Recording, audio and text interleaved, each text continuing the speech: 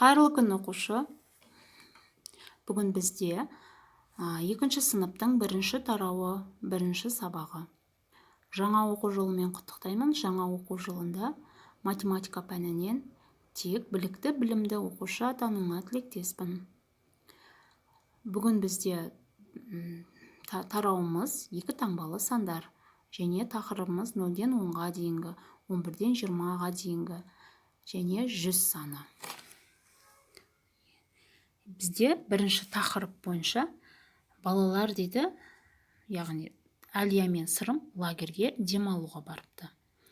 Олар лагерде екі топқа бөлінген. Бірінші топтағы балалар өздеріне 12, 14, 16, 18, 20 деген номерлерді таққан екен. Ал екінші командадағы балалар өзіне 11-ден 20 аралығындағы сандарды таққан екен.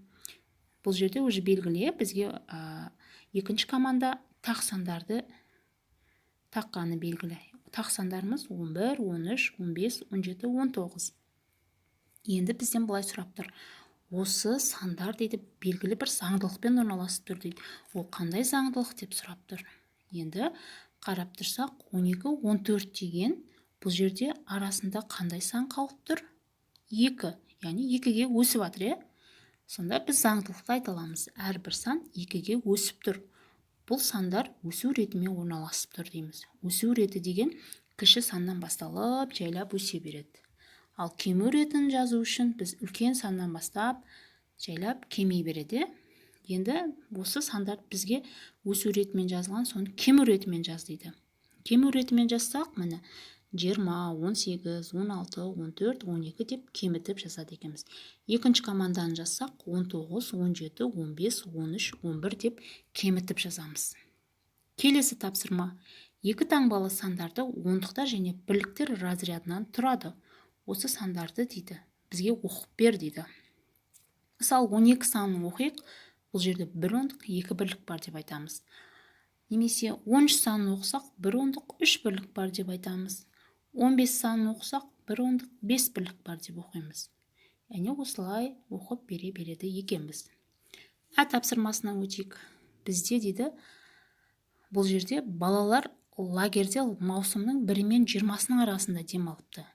Және олар сол күндері қай күні ашық күн болды, қай күні бұлтты күн болды, соларды санап кестеге жазып жүріпті. Міне алдарында көрсетілгендей кестеде. Қараңдар енді. Осы жерде айтады. Бірінші ашық күндерді өсу ретімен, бұлтты күндерді кему ретімен жазып беріңдер дейді. Суретте қарасаңдар, өсу реті деген жаңа айттым, бірінші кішкентай саннан бастап жазады екенбіз. Енді ашық күндерді өзіміз кестеге қарап айтып шығайық. 1, одан кейін 7, 8, 9, 10, 11, 17, 18, 19, 20. Бұл ашық күндер біз өсу ретімен жаздық. Енді бұлтты күндерді артынан бастап санаймыз. Яғни бұлтты күндерді санасақ, ол бізде кему ретімен орналасқан екен. 16, 15, 14, 13, 12, 6, 5, 4, 3, 2 деген сандар екен. Келесі Б пунктінің тапсырмасы. Бізде сағат және үйірменің суреттері көрсетілген. Осыған қарап дейді, қай үйірме қай уақытта басталатынын жазып бер дейді. Қарап тұрғанымыздай суретімен және сағатын айтуымыз керек. Бірінші тұрған суретіміз жүзу. Жүзу сағат 9-да басталады екен. Күрес сағат 10-да басталады екен. Футбол 11-де басталады екен. Гимнастика 12-де басталады екен. Велосипед 18:00 деп айтамыз, кешкі сағат 6 деп айтсақ та болады. Теннис кешкі сағат 8-де немесе 20:00-де басталады деп айтсақ болады екен. Осымен бірінші тапсырма бітті. Келесі екінші тапсырма. Есептеп шығар дейді.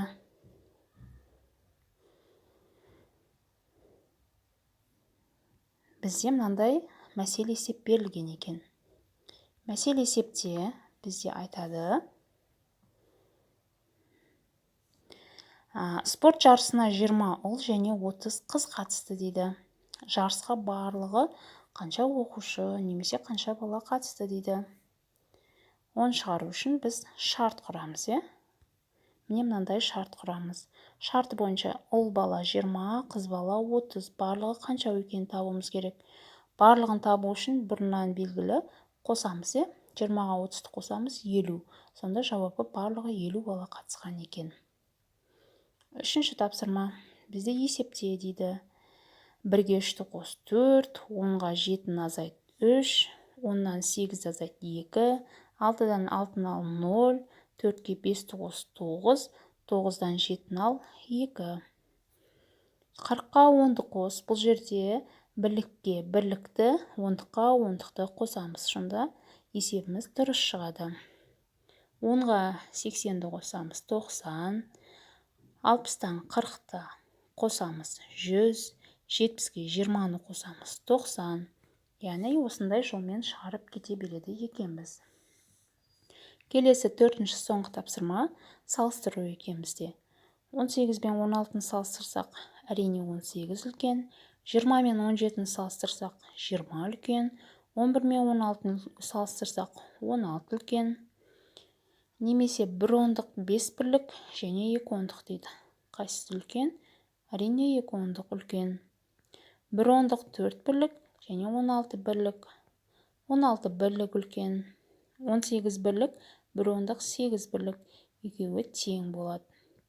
12 сантиметр және 1 дециметр 3 сантиметр дейді. 1 дециметрді бізде 10 сантиметр болғандықтан, ол 13 сантиметр болады. 13 сантиметр мен 12 сантиметрді салыстырсақ, 13 сантиметр үлкен болады. 2 дециметрде 20 сантиметр бар. 19 сантиметріне салыстырсақ, 20 сантиметр үлкен болады. 20 сантиметр мен 1 дециметр салыстырсақ, 1 дециметрде 10 сантиметр бар. 20 сантиметр мен 10 сантиметр салыстырсақ, 20 сантиметр үлкен болады. Сонымен балалар, бүгінгі біздің бірінші тақырыбымыз осымен тәмам.